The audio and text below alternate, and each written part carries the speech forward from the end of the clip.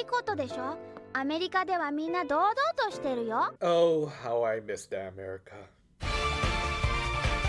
Cold opener for this one featured some very obvious Aoyama animation. Like, seriously, this guy needs to learn how to use tools aside from the drag and drop all the time. As well as Doremi contemplating what she'd be like when she grows up. ステーキ屋さんに見初められて、世界一幸せな花嫁さんになるの。Well, you'll at least make for a better spin-off than Precure, at least for now, hopefully.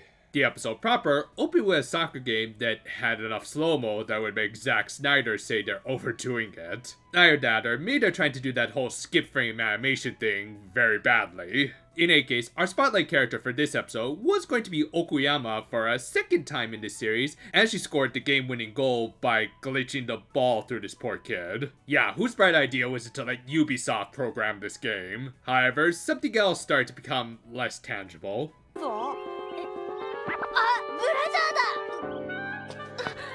No, this episode is covering that stuff. Better call the FBI ahead of time. Later, Seki announced that their school would be doing their annual health exams, which, yeah, is something that would be foreign to Momoko, as at least the last time I was in elementary, they didn't do any sorts of exams here in the States. Granted, that was back in the day when they took our weight with pendulums rather than y'all fancy little digital scales, so maybe it's a little different these days. Also, Doremi, that's not measuring your height, that's doing the Yami pose. But yeah, obviously, Okuyama wasn't too enthusiastic over this. Conversely, Doremi was somewhat anticipating it, albeit after she had done some last-minute prep work. This included doing some light stretching and drinking plenty of milk that the Ojamajo were going to use in their baked goods, and seemed like they were still going to use it even though she already drank directly from the carton. I mean, you may as well just give it to her at that point. But yeah, Doremi even thought about using magic to make herself taller, which they have done in the past, but of course, it wouldn't last even if they took it orally through some like magic baked goods or something. And even if it did work, she might end up turning into a very outdated meme. Seriously, why were people scared of this dude back in the day? Oh, right, because they're afraid of going deaf. Meanwhile, Okuyama was still down, especially after her mother bought her a new bra when the rest of the kids in her class weren't wearing any at all. And yeah, don't worry, we'll try to keep this review as tasteful as possible, and if anything untasteful happens, well, you can blame that more on the episode itself, like when the Neo Stooges decide to sneak in on the girls' exam just to get more material for their act. Yep, even after the last episode, I still hate these brats with every fiber of my being.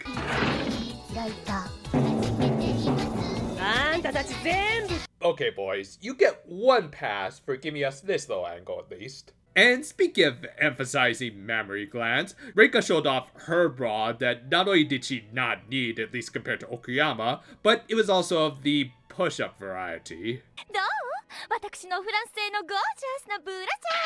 Thank you, Amazon, for letting kids buy naughty clothing and reading material, just as long as you have a credit card, preferably daddy's. That said, there were still some natural early bloomers like a girl named Kanon, and of course the aforementioned Okuyama, who, in spite of Ompu's positive reinforcement, wasn't too excited about being a master of all proportions. And this pattern would continue through the far less graceful Doremi, who tried to defend her from Kotake.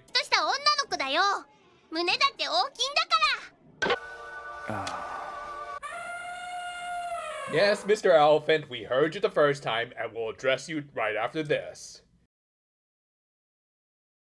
So yeah, kind of goes without saying, but this is a touchy subject that's a middle-aged biological man probably shouldn't be talking about. I mean, aside from maybe some man boobs when I was at my fattest, I can't say I grew up in any way like a biological female, that's just a matter of fact. That said, I have seen plenty of kids make fun of early bloomers. It's not a pretty sight, and while my memories are kind of hazy after about 3 decades, this episode is somewhat accurately portraying how many cases of this sort of bullying has gone down, and it is unfortunate to say the least. And hey, this episode was written by Yoshimi Narita, very much a female writer, so this might very well be based off of her own personal experiences. That said, because it is Narita, we do kind of run into a common issue with her: one too many jokes. Don't get me wrong, I'm not a prude. I mean, just look at how many dad jokes I've already made in this review. However, when your message is supposed to be about accepting the inevitable changes in our bodies as we're growing up, and tuning out the bullying of those who would make fun of perfectly natural processes, the message does kind of get muddled with each unrelated naughty joke you make. Now, notice how I said kind of twice now, and not just because I'm a terrible writer. But also because I do think it just barely scrapes by in terms of good taste, at least in my book. That said, this is obviously a case of your mileage may vary, so do feel free to leave your thoughts in the comments below at least. In any case, it was good character work, as everyone in the situation did feel bad afterwards. Not just the obvious victim in Okuyama, who couldn't even open up when Seki confronted her, but also the boys and Doremi. Intentionally or not, all of them realized that they were being insensitive, and the latter even consulted with Yuki, which, yeah, consulting a teacher is always a good call in these sorts of difficult and complicated situations. And sure enough, she'd come up with a plan that we'd see play out very nicely later in the episode. For now though, the Ojamajo realized that they also needed to do their part, so they decided to go see Okuyama after school. And when she didn't go straight home, they decided to use some alternate methods to find her that Momoko cooked up. Well, to turn to a mech, of course. Nah, of course, they used her as a tracker dog to sniff out Okuyama after getting a whiff of her bike. Not a bad idea, but could they also have just used a straightforward tracker spell? I mean, even if it required a little more magic, they could have just have used the magical stage, which I am kind of surprised they didn't use at all in this episode.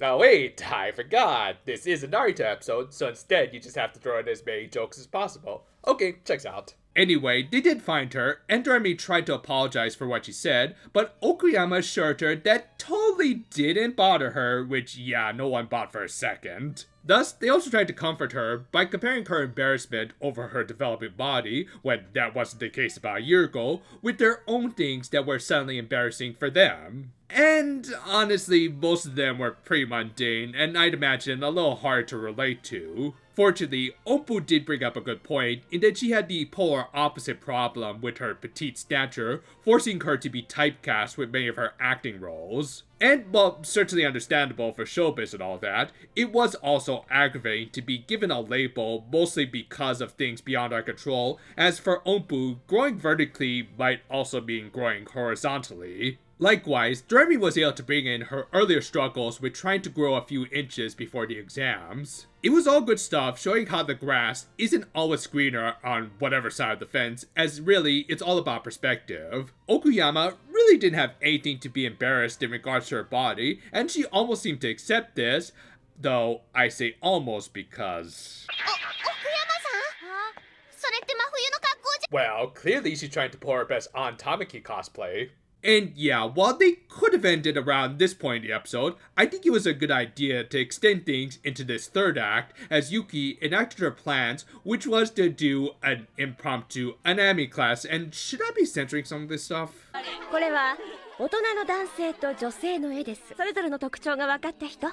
Yuki-sensei, that is a very problematic statement. Also, low-key, I love some of the reactions from this class, as it is realistic that even though Miss Push-Up Raw was embarrassed by it, showing that she could talk the talk, but not really walk the walk. But yeah, this was probably the best part of the episode, as they did have legit educational talks about the factual biological developments between male and female bodies. Even the few jokes here did feel organic and did mull the message about accepting the changes in our bodies, even if they come earlier for others, which apparently was the case for Seki, which, yeah, we could tell, lady. With that, the episode ended with everyone floating to PE because Aoyama, and Okuyama taking off her jacket, and the boys apologizing to her through a little game of basketball. This is a really good episode that handled some pretty complex topics very maturely, for the most part.